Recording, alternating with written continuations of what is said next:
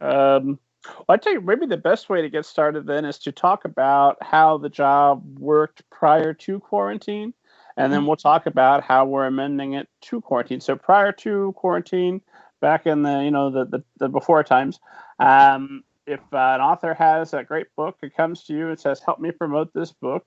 How do we get started? What's the first one? How should an author reach out to you, and where does the conversation start? Yeah, that's a great question. And to preface this, I do want to say that in some ways, with certain projects, lots has changed since the before times. Not for every project, though, because as the media landscape has been shifting digitally anyways, podcasts and blogs and online influencers and Bookstagram and YouTube all becoming much more significant players in the publicity space. In some ways, this crisis could not have come at a better time where people are more equipped for it, because nowadays we do have all of these digital opportunities to promote, which we were already taking advantage of. But I'll go back and answer the actual question. I like that we have a fluffy visitor. Mabel the cat is making her once an episode appearance for those of you watching on YouTube. Hello, Mabel. All right, bye-bye, Mabel. Cats. So it's actually a pretty big question, Rob, and I almost need to break it into parts because there's so many. Make it as straightforward and specific, or as small and specific as you need to get the best answer. That's great. Okay. So first and foremost, when an author approaches a publicist, my first ask, what you can do to really be an ideal client, is know what a publicist does. You would be surprised by how many queries we get, not just from authors, but from all sorts of other sort of stakeholders in the industry, who, I think, because marketing can be quite an amorphous term and mean a lot of different things, don't really know what we do or what a publicist does. And that's fine. We're always happy to educate and teach, and as a firm we are unique. What we do is unique, but I think that first and foremost, that self-education piece is so important for any author, or publisher, or publisher who is also an author, and I have some of those, as they're sort of coming to the table for a discussion with a publicist.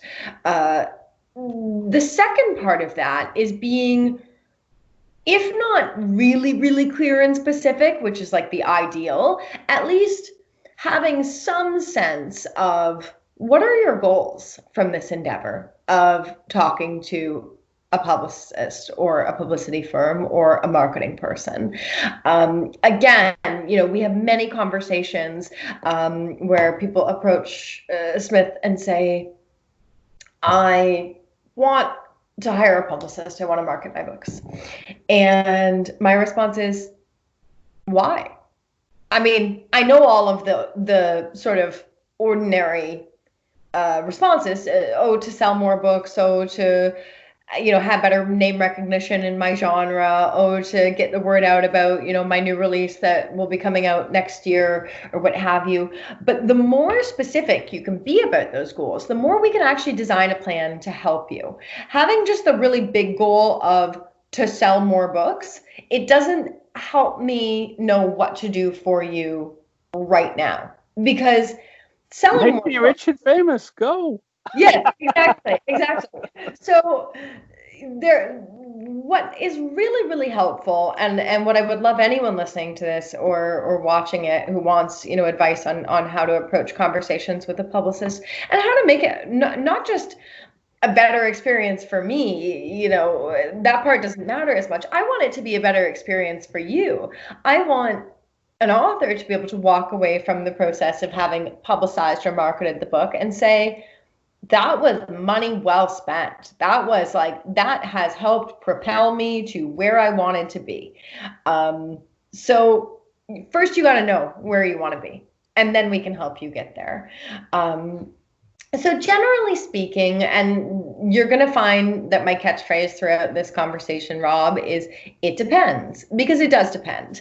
It depends what genre you're publishing in. It depends whether you're self-published or traditionally published or somewhere in the middle. It depends on what your goals are for that book. But most of the time, we do want to start working with an author in advance of the publication date. So it's generally not an ideal situation when we receive a query like, my book came out 3 weeks ago and it's not selling very well. Can you help? Much like any other form of entertainment or media, restaurant openings, film premieres, you see the reviews of them when they launch, not 6 months later, generally speaking. So the thing you always have to keep in mind with a book is that a book takes time to read. And, many of the more prominent reviewers and podcasters and influencers out there, they have stacks that are like a mile high. So you got to get in line to get that coverage. So we want to, in some cases, I've started working on books up to 8 months prior to publication date. As soon as we have an advanced copy available, we can get started on building a marketing plan around that. So that being said, that's an 8-month lead time is going to be for a certain type of lead title that has a significant budget, and there are very specific goals and metrics and so forth. For, let's say, you're self-publishing your 8th science fiction novel, and your goals for it are very specific. You want to make sure that it gets into the hands of sort of some of the key authors and influencers in your genre space, and you want to focus on some podcasts in that sci-fi space, and you want to do some limited traditional media pitching to sort of the mainstream outlets or to your local media. We can get started on that much sort of later in the process, like 6 weeks prior to publication date might even cut it at that point. So it's going to be really challenging to give sort of across the board answers, because it all comes back to what I said about what are your goals? What's the project and what are your goals? And then we'll work backwards from there. I want the one special secret that will always work for every author to make us immediately successful, and then we can call it a show. We'll wrap up early. We'll go to bed. My question for you is, if I had that answer, because I think some people sometimes think I do, can you imagine how much money I could charge for it? If you told me, I'd edit that out of the show. We don't need a steamed audience to know that. That would be just for me. Yeah, I was gonna say, at that point you're like, okay, we're going on mute. Technical difficulties. We're breaking up a steamed audience. Don't worry about it. So I come to you and we've got that 8 months time. What are some reasonable goals that would be reasonable to achieve? Yeah.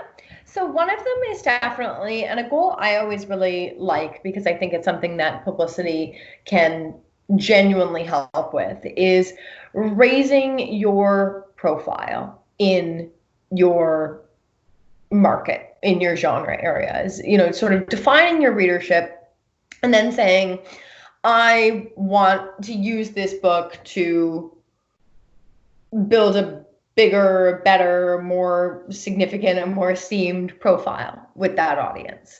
So that, let's say you're writing historic World War II nonfiction, or World War II historical fiction. There are obviously, many authors in that space, as there are in most genre spaces. We could look at YA fantasy and say there are lots of authors in YA fantasy, or there are lots of authors in, yoga, health books, or there are lots of authors in, sort of self-pub romance. There are lots of authors in every genre. So having a goal to build your profile and build your audience is going to be much better than a sales goal from a publicity standpoint, because the relationship between sales and publicity can sometimes be a little tenuous. Publicity is all about building visibility. Whether or not that visibility translates into people going and buying the book is another question. And that's really where the book comes into play. The book has to be compelling enough for people to want to go and buy it, or it just has to be right time, right place.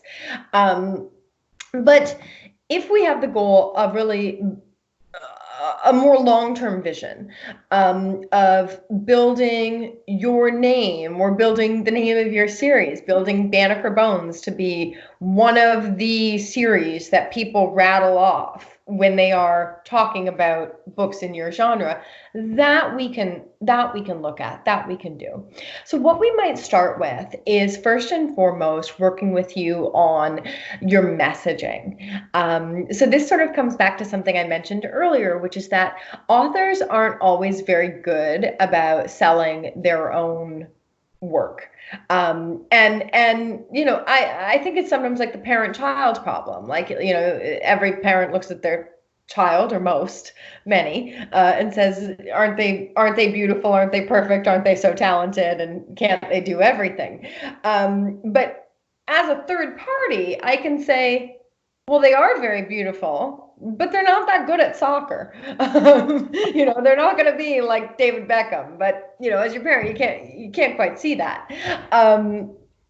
So having that third party perspective on the messaging around the book can be so essential, because I just feel that oftentimes authors, and even publishers, because at the publisher it's the editor and they usually have a deep sort of connection to the book too, they have a hard time defining it in a way that will make sense to someone who's never heard of it before, because they're too deep. You're too close to it. You need to sort of take a step. The editor whose job it is to sell the book to keep their company going, and they're too close to sometimes get that perspective to get that book out in the world. Yeah, absolutely. Because they've been in the weeds with it for a long time. And sometimes it's that sort of losing the forest for the trees situation, where an external publicist or a marketing person can look at it very immediately and with no prejudice, as they say in sort of legal terms, say it's going to appeal to this kind of reader. That kind of reader is not going to touch it. And sometimes the author thinks, no, but it's for every reader. But your publicist or your marketing person may know a little better. Because it's our job to be analyzing the market and working with reviewers and working with media and keeping a finger really close on the pulse of what those trends and tastes are. So one of our first rules would really be to help you refine your messaging so that it's resonating with the people who are your key demographic. So we've got to define your demographic too. And that's oftentimes something that we'll work on together. Although, to go back to something I said earlier, what's really wonderful is when we're working with an author or publisher who already knows that and has a really clear handle on who their demographic is. Sometimes we need to help you figure that out, and sometimes we don't. Once we have the messaging established, what we will do is work with you on building a priority get list. So that could be newspapers and magazines, that could be podcasts, that could be certain blogs or YouTube channels. But basically, where does your audience live? Where do they consume information? Where do they learn about new things that they want to read or watch on Netflix or listen to or, you know, buy for their home? So again, because it's our job and we do it all day, every day, and have a real finger on the pulse of what's happening in the media landscape, we're going to generally be better equipped to make those judgment calls about what kind of audiences live where, and where your book is likely to resonate. Once we establish that get list, we will begin outreach to the top gets, which are usually also the longest lead gets because they're major influencers, and therefore they have everybody coming at them with a stick all the time, basically. Oh, I know the feeling. Yes.